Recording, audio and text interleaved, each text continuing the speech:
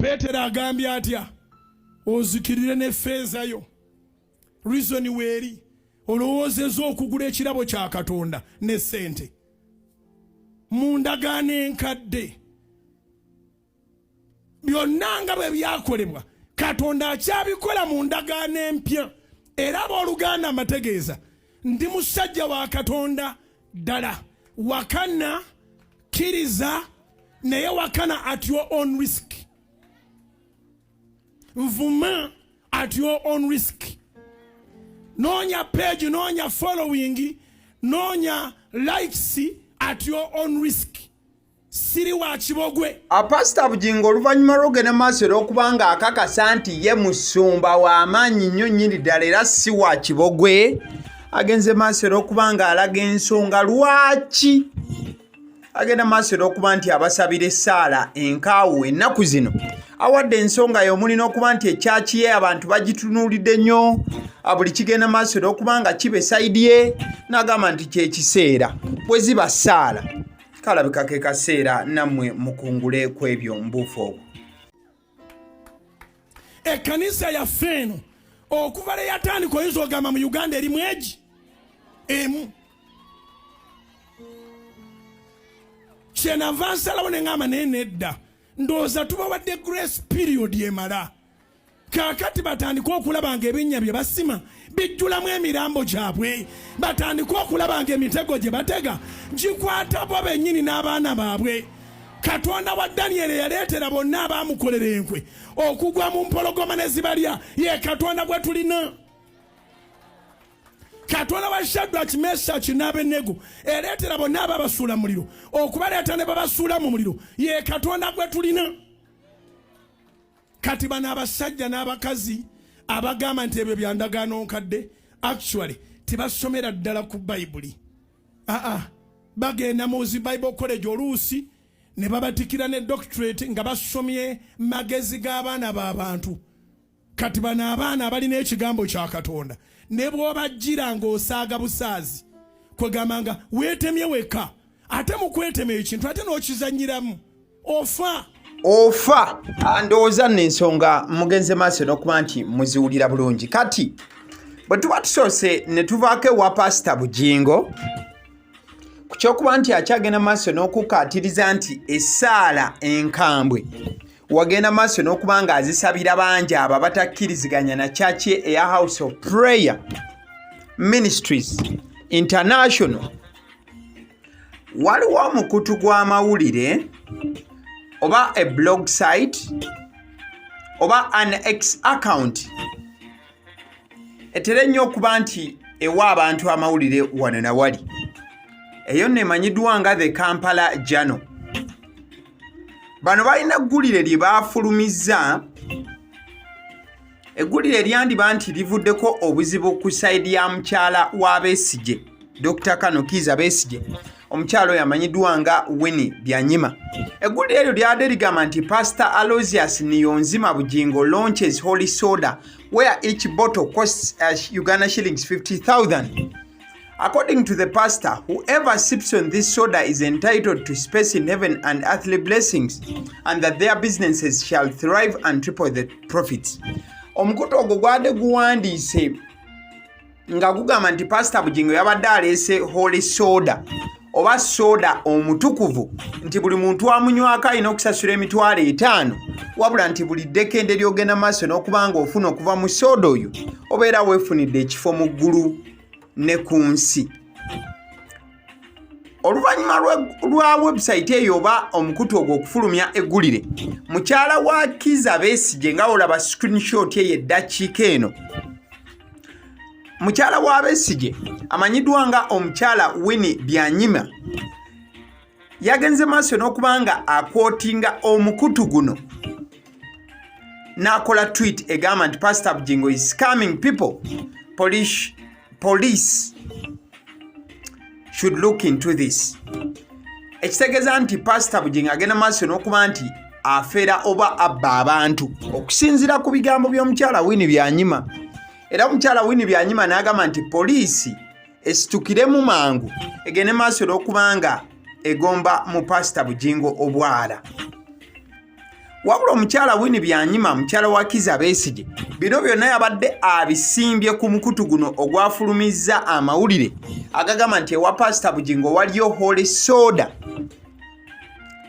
buli cupa eri ku mitwalo 5 bweddu era nti soda oyo buli muntu agenda maaso n'okubanga anywako olwendo nti afuna emikisa egitagambika. Wabula ekibuuzo omukutu guno gwa Kampala jano bye gwabadde guyenze maaso n'okubanga bifulumya byabadde bya ddala era byabijjeewa kuba byagasseko n'ekifaananyi nga pasita alina soda ono. Era eno gye wawamattuse mukyala wa Kizza Besigye ogenda maaso n'okubanga akoola poliisi agigamba nti bannange musitukire mugende maaso n'okubanga mufuna Pastor Bugingo. Wabula olunaku olwaleero Pastor Bugingo agenze maaso n'okubanga avaayo n'ayanukula mukyala Kizza Besigye si yeyeka wabula n'abasigadde.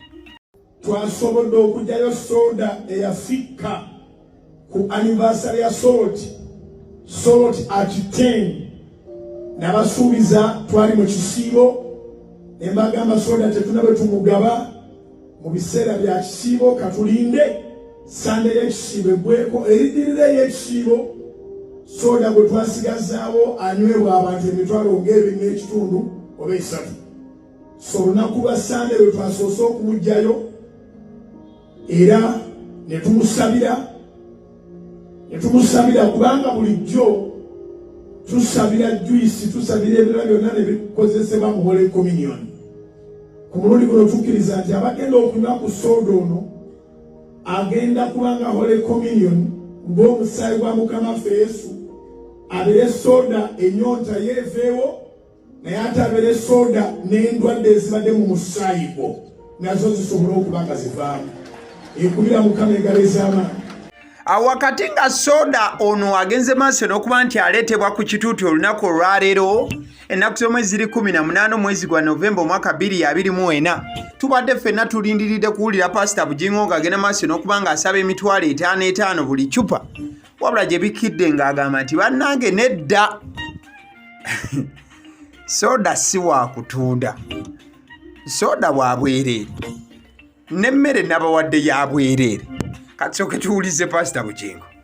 Kimanyiddwa ku rekodi nti ekimu ku byanyanjula mu Kampala kulwanyisa basumba kutunda birabo bya Katonda kiri ku rekodi. Kakubere kuyingira bisaawe ffe bwe tutegeka enjiri okuyingira kubeera kwa bwereere. Kagabere mafuta agasiigibwa agakutula ebikoligo ffe amafuta tugaba ga bwereere. Era tuvumira n'essekuvumira omuntu yenna afuula yeekaalu akatali. We tujje ekkanisa ya House of Prime Ministers International mu kitabo ky'Amatayo essuula 21 olunyiriri olw'12-13 yayingira mu yeekaalu n'asanga abatundira mu yeekaalu ebintu byonna n'abisambasamma n'abimenyamenya n'ababuuza nti ennyumba ya Mukama temukimanyi nti eyitibwa nnyumba ya kusabiramu mugifuula mpuku y'abanyazi. The house of the Lord is called a house of prayer, but not a den of thieves. So twajja n'omulamu ogwo tugunywezezza mu kanisa ya Katonda temubaamu kyakutunda. So kusanga abantu banyedde soda wabwereere nga tumusabira abeere omukisa gye bali. N'abaamunywa ku anniversary enyini nga so tewezera 10 years banywa wabwereere n'emmere balya yabwereere. Mmere twasobola gitereka naye soda nga bwe yasigalawo tugenda munywanga mpola nga tumusabira paka lwanagwamu nga tewali amunywa ng'asasudde. Soda wa bwereere. Awakati nga Pastor Bugingo akakasiza nti soda ono wa bwereere yagenze maaso n'okuba ng'agattako nti buli banywa ku soda ono baafuna emirembe egitagambika mu bo era nga na buli yagenda okuba ng'amunywako omulundi guno. Okutuuka le tunaamumalawo. So kakati abasande baamunywedde era baafunye emirembe mu bulamu bwabwe nammwe mugenda munywa wiiki yonna tugenda kuba nga tumugaba mbuulire enjiri nga nawe bw'onywa mpolampola oba obudde bunyogoga oba obudde buguma oteeka ofuna ak'okunywa. Kati ngenda musabira nsaba abasumba n'abakadde b'ekkanisa mujje musabire oyongera bye twakola ku sande ate nange nga mwesabira omugole emikono gyammwe kisoboka okubanga Mukama akipanze nga wiiki eno ogenda kuwonyezebwa ng'ofunye ku soda ono ow'obwereere ow'okujaguza emyaka 10 ebya Sport Media. Ebigambo by'e Kampala muganda wange. So ebyo bye bifaananyi bye byabadde bigenda maaso n'okubanga bitambuzibwa. Oyo ye mukyala Winnie Byanyima, mukyala wa Dr. Kanukiza Besigye, wamu n'ebimu ku bifaananyi ebya soda ebyadde bibungeesebwa byadde bitambula nga bitegeeza nti Pastor Bugingo yabadde aleese holy soda soda omutukuvu nti emitwalo 5 gyokka nga wenywera, wabula Pastor Bugingo byagenze maaso n'okubanga abyegaana kwegamba n'abanga Ayanukude mukyala Kiza Besigye n'abalala bonna abasidde omusunsuzi erinnya agaliwo omukutu likinga video eno. Thank you so much.